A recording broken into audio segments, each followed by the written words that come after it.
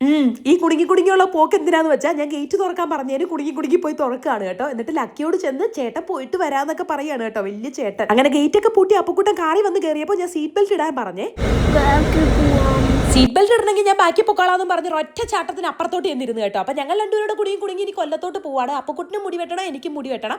അപ്പോൾ അതാണ്ട് അവൻ്റെ ആ ഫ്രണ്ട് വെച്ചാൽ കണ്ണിലോട്ട് ഇറങ്ങിയിട്ടുണ്ട് കേട്ടോ. അപ്പോൾ അതങ്ങ് മാത്രം മുറിക്കാമെന്ന് വിചാരിച്ചു. ഞാനാണെങ്കിൽ അതിൻ്റെ ഇടയിൽ ഒരു ഓയിൽ മസാജ് എടുത്തു കേട്ടോ. നെറ്റിയിൽ മൊത്തം എണ്ണയായി പണ്ടരടങ്ങിയിട്ട് അത് തുടച്ച് കളയാൻ പോയിട്ട് പോയില്ല. പോട്ടെ സാരമില്ലെന്ന് വിചാരിച്ചു. പിന്നെന്താണെന്ന് വെച്ചാൽ ഞാൻ ആ ഫ്രണ്ടിൽ മുറിച്ചിട്ടേക്കുന്നത് ഒന്ന് ഷേപ്പ് ചെയ്ത് മുറിച്ചിട്ട് കേട്ടോ. ഇതാ ഇപ്പം ശരിയായില്ലേ. അപ്പോഴത്തേന് അപ്പുക്കുട്ടൻ ഓടി എൻ്റെ മടി വന്നിരുന്ന്.